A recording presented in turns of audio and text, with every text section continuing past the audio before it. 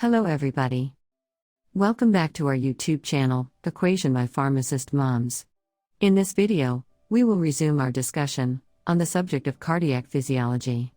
Today, we will learn electrocardiographic interpretation of cardiac muscle and coronary abnormalities, vectorial analysis. Let's start off. Before proceeding with consideration of vectorial analysis, it is essential that analysis of the successive normal vectors be understood. We will study each of these analyses in sequence. First, we will discuss the depolarization of the ventricles, which is represented by the QRS complex. In Figure A, the ventricular muscle has just begun to be depolarized, representing an instant about 0.01 seconds after the onset of depolarization.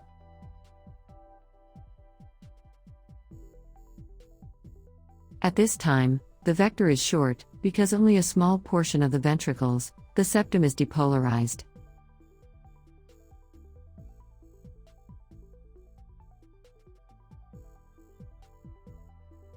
Therefore, all electrocardiographic voltages are low, as recorded to the right of the ventricular muscle, for each of the leads.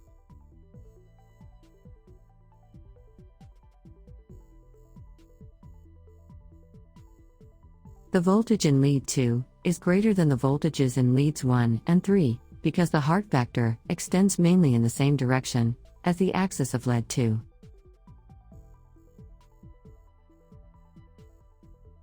In Figure B, which represents about 0.02 seconds after onset of depolarization, the heart vector is long, because much of the ventricular muscle mass has become depolarized.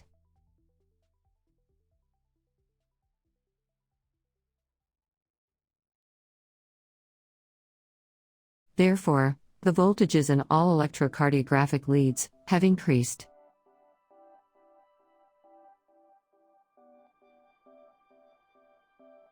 In Figure C, about 0.035 seconds after onset of depolarization, the heart vector is becoming shorter, and the recorded electrocardiographic voltages are lower, because the outside of the heart apex is now electronegative, neutralizing much of the positivity on the other epicardial surfaces of the heart.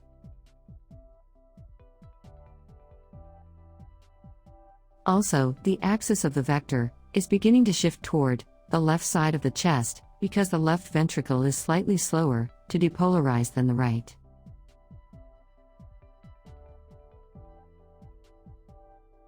Therefore, the ratio of the voltage in lead 1 to that in lead 3 is increasing.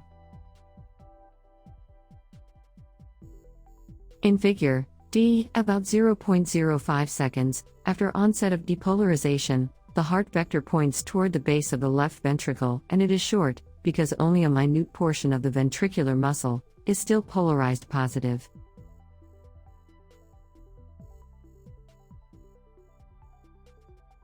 Because of the direction of the vector, at this time, the voltages recorded in leads 2 and 3 are both negative, that is, below the line, whereas the voltage of lead 1 is still positive.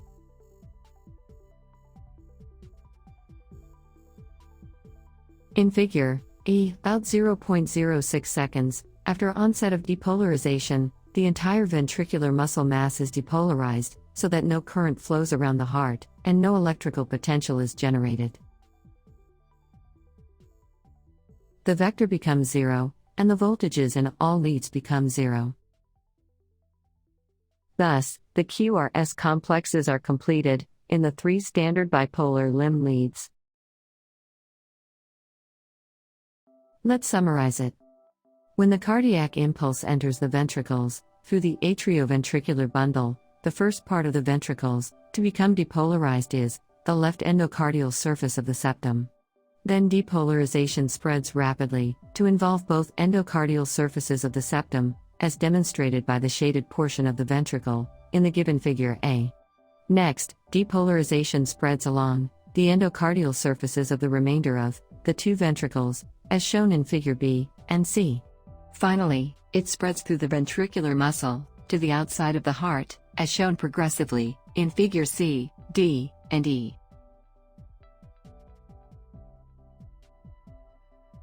Next, we will discuss electrocardiogram during repolarization, the T wave. After the ventricular muscle has become depolarized, about 0.15 seconds later, repolarization begins and proceeds until completed about 0.35 seconds. This repolarization causes the T wave in the electrocardiogram.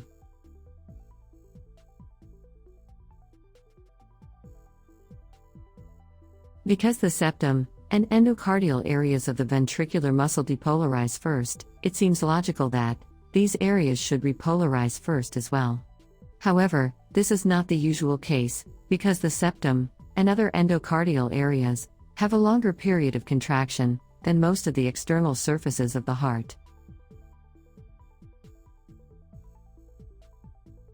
Therefore, the greatest portion of ventricular muscle mass to repolarize first is the entire outer surface of the ventricles, especially near the apex of the heart.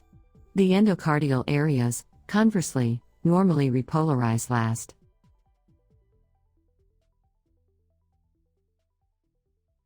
The sequence of repolarization is postulated to be caused by the high blood pressure inside the ventricles during contraction, which greatly reduces coronary blood flow to the endocardium, thereby slowing repolarization in the endocardial areas. Because the outer apical surfaces of the ventricles repolarize before the inner surfaces, the positive end of the overall ventricular vector during repolarization is toward the apex of the heart. As a result, the normal T wave in all three bipolar limb leads is positive, which is also the polarity of most of the normal QRS complex.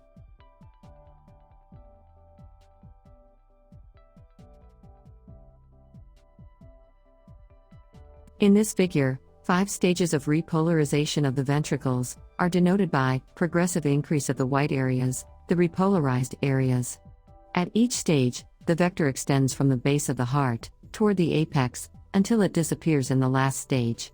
At first, the vector is relatively small because the area of repolarization is small. Later, the vector becomes stronger because of greater degrees of repolarization.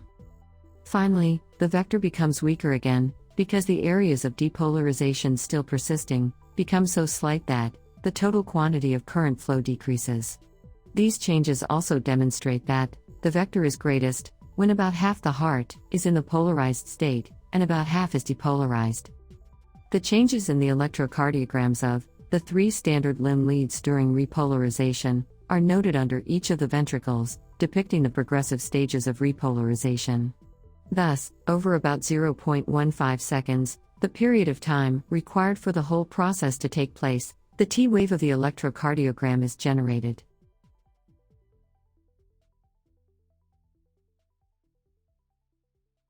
Now, we will learn depolarization of the atria, the P wave. Depolarization of the atria begins in the sinus node and spreads in all directions over the atria. Therefore, the point of original electronegativity in the atria is about at the point of entry of the superior vena cava, where the sinus node lies, and the direction of initial depolarization is denoted by the black vector in this figure. Furthermore, the vector remains generally in this direction throughout the process of normal atrial depolarization. Because this direction is generally in the positive directions of the axis of the 3 standard bipolar limb leads 1, 2, and 3, the electrocardiograms recorded from the atria during depolarization are also usually positive in all 3 of these leads, as shown in this figure. This record of atrial depolarization is known as the atrial P wave. Upcoming is repolarization of the atria, the atrial T wave. Spread of depolarization through the atrial muscle is much slower than in the ventricles because the atria have no Purkinje system for fast conduction of the depolarization signal. Therefore, the musculature around the sinus node becomes depolarized a long time before the musculature in distal parts of the atria. Because of this, the area in the atria that also becomes repolarized first is the sinus nodal region, the area that had originally become depolarized first.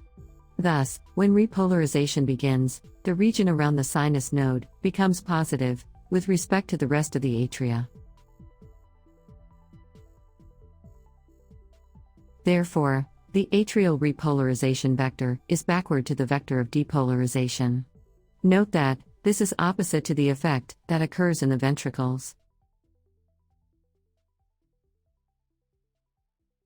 Therefore, as shown to the right in this figure, the so-called atrial T wave follows about 0.15 seconds after the atrial P wave, but this T wave is on the opposite side of the zero reference line from the P wave. That is, it is normally negative, rather than positive, in the three standard bipolar limb leads.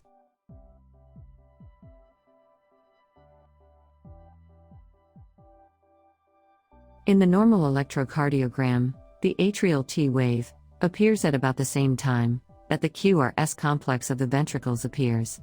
Therefore, it is almost always totally obscured by the large ventricular QRS complex, although in some very abnormal states, it does appear in the recorded electrocardiogram. What is vectorcardiogram? Let's learn.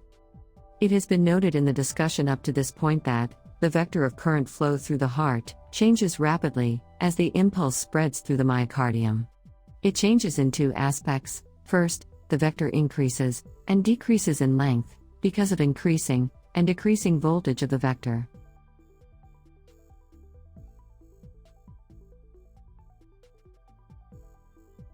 Second, the vector changes direction because of changes in the average direction of the electrical potential from the heart. The so-called Vectorcardiogram depicts these changes at different time during the cardiac cycle, as shown in this figure. In the large Vectorcardiogram of this figure, point 5 is the zero reference point, and this point is the negative end of all the successive vectors. While the heart muscle is polarized between heartbeats, the positive end of the vector remains at the 0 point, because there is no vectorial electrical potential. However, as soon as current begins to flow through the ventricles, at the beginning of ventricular depolarization, the positive end of the vector leaves the 0 reference point. When the septum first becomes depolarized, the vector extends downward, toward the apex of the ventricles, but it is relatively weak, thus generating the first portion of the ventricular vectorcardiogram, as shown by the positive end of vector 1. As more of the ventricular muscle becomes depolarized, the vector becomes stronger and stronger, usually swinging slightly to one side. Thus, vector 2 of figure represents the state of depolarization of the ventricles, about 0.02 seconds after vector 1. After another 0.02 seconds, vector 3 represents the potential, and vector 4 occurs in another 0.01 seconds. Finally, the ventricles become totally depolarized, and the vector becomes 0 once again, as shown at point 5.